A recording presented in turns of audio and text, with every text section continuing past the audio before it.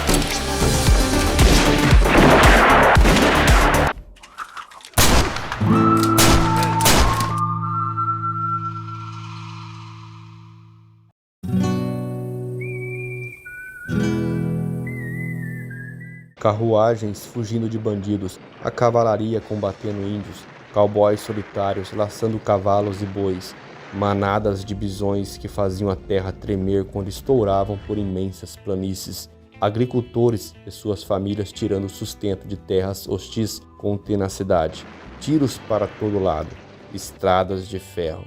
Os relatos de escritores e jornalistas, as pinturas de Frederick Hamilton e o cinema fixaram na mente das pessoas histórias e tipos místicos como cowboys e xerifes em cidades poeirentas.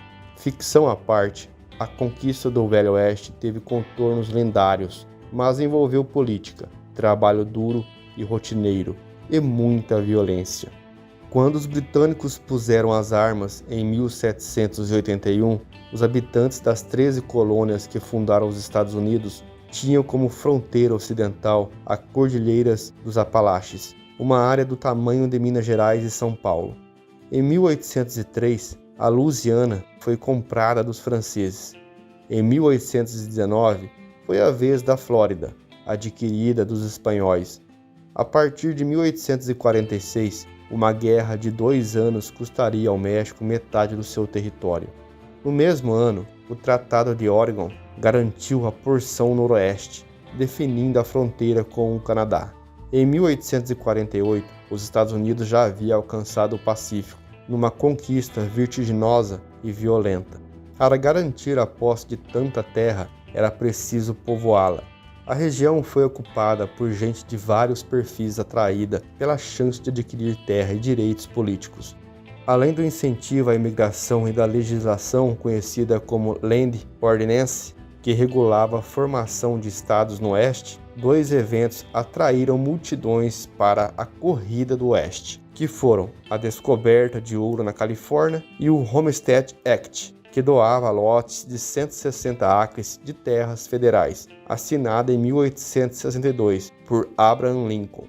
Parte das terras foi obtida por especuladores, prejudicando o pequeno agricultor.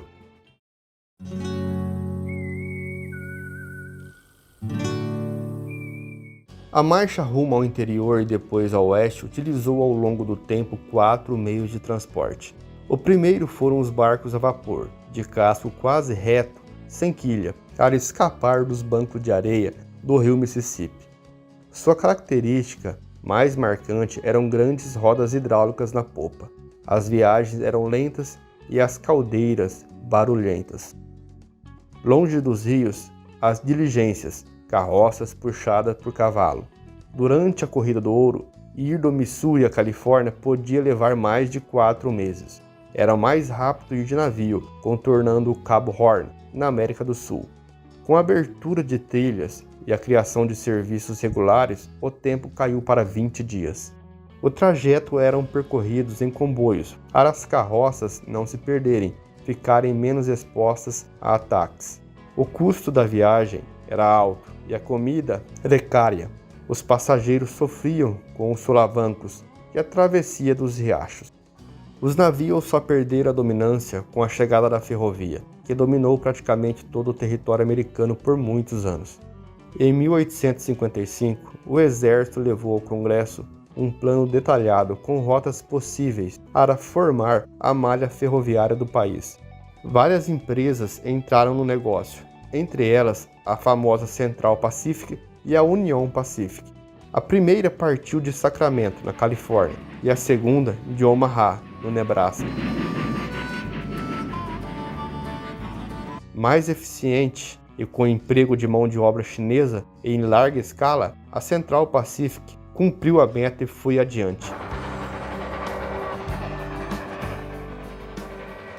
Em 10 de maio de 1869, o encontro das locomotivas das duas equipes em Promontory Point, localizada em Utah, foi um acontecimento nacional. Houve orações no local e o sino da liberdade soou na Filadélfia. Os trilhos iam agora de costa a costa. O século XIX no Oeste foi uma época de incrível violência.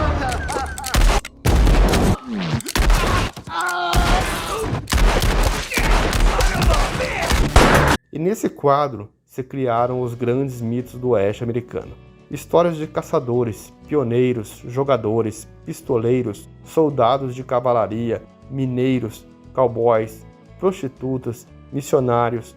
Um aspecto marcante da conquista do Oeste é seu forte com as histórias contadas por décadas.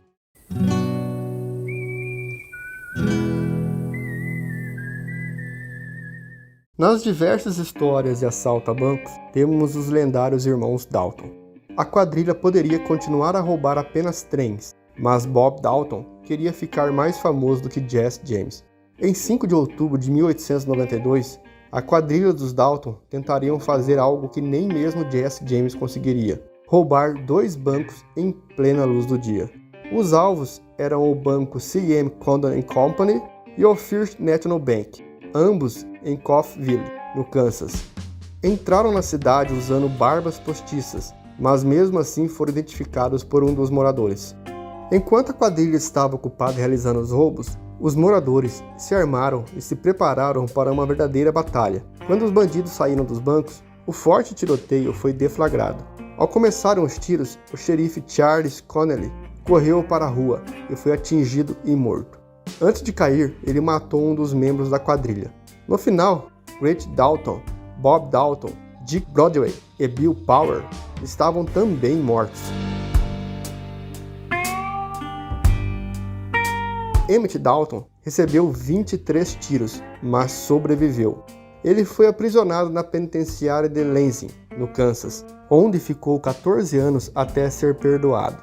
Ele foi para a Califórnia e se tornou um grande imobiliário, escritor e ator. Morreu em 1937, aos 66 anos de idade. Billy Dolan, Bitter Creek Newcomb e Charlie Pierce foram os únicos sobreviventes da quadrilha, pois não participaram do assalto em Coffeyville. Especulou-se depois que haveria um 6º homem cuidando dos cavalos dos bandidos e que teria conseguido escapar. Diziam que era Bill Dolan, mas isso nunca foi confirmado. Emmett Dalton disse anos depois do assalto e após sair da prisão que o delegado Hank Thomas fora o fator chave em sua decisão de cometer os roubos. Segundo Emmett, Thomas perseguia a gangue freneticamente, fazendo-os se moverem constantemente. Com o dinheiro que esperavam conseguir nos 2 bancos, os quadrilheiros planejavam deixar o território por algum tempo.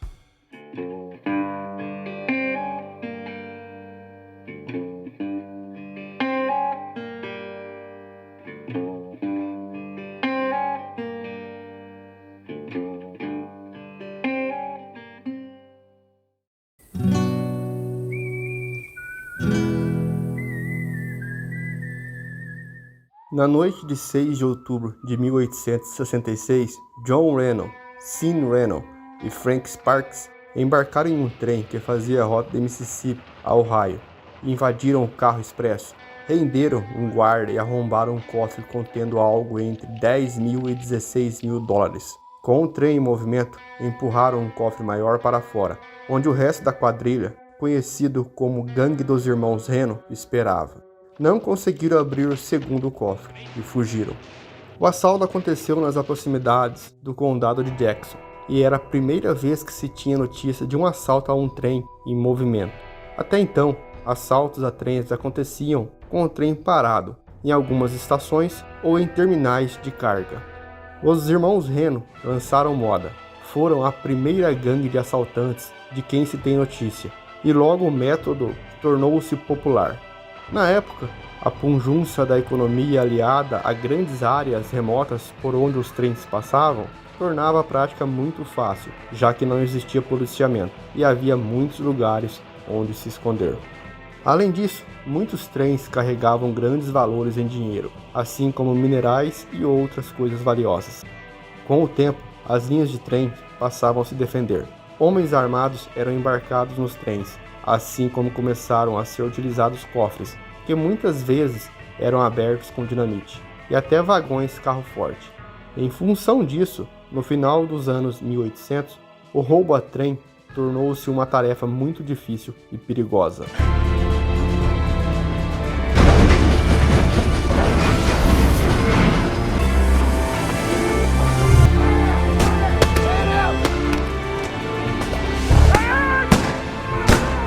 Ao contrário do que se vê nos filmes de Hollywood, os assaltantes embarcavam nos trens normalmente e anunciavam o assalto em algum ponto remoto. No cinema, geralmente, os bandidos acompanhavam o trem em seus cavalos e pulavam para dentro do trem em movimento. Outros métodos empregados na vida real consistiam em forçar a parada ou descarrilar o trem. Muitos foras da lei, no começo, quando a tarefa era muito fácil e muito lucrativa, fizeram de roubo de trem sua especialidade, como o bando de Butch Cassidy, Jesse James e Bill Miner, dentre outros que aderiram à perigosa moda.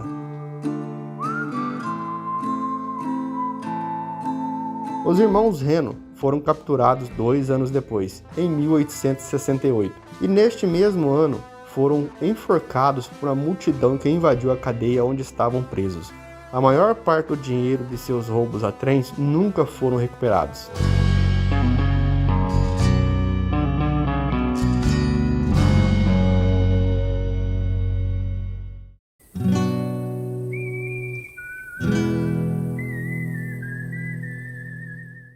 Os duelos eram raros. Quando aconteciam, eram travados longe das cidades, com hora marcada e observando um bocado de regras. Era obrigatório ter testemunha, sacar as armas ao mesmo tempo, não atirar pelas costas, nem mais de uma vez. Mesmo assim, quem se metia em duelos podia ser preso, porque eles eram ilegais. Um dos poucos confrontos documentados aconteceu em Springfield, no Missouri, e foi relatado em 1867 pela revista Harper's. O protagonista foi Wild Bill Hitchcock, que depois de um desentendimento num jogo de cartas, desafiou o cowboy Davis Tutt e o matou na rua central da cidade. Além dos duelos, havia tiroteios, confrontos desregrados e rápidos, que envolviam gangues em disputas de gado, ouro e comércio local.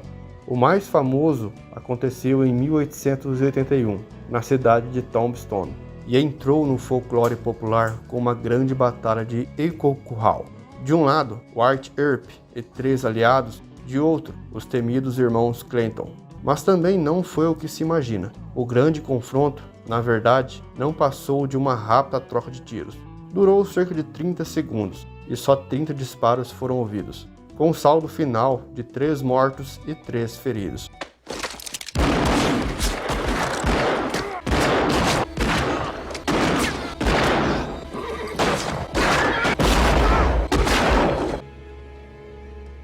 Wyatt Earp, supostamente um herói, foi o único que saiu ileso. Ele ficou parado durante toda a luta. Apesar disso, Earp ficou com a fama de durão, e na virada do século XIX para o XX, trabalhou como consultor de filmes de Bang Bang.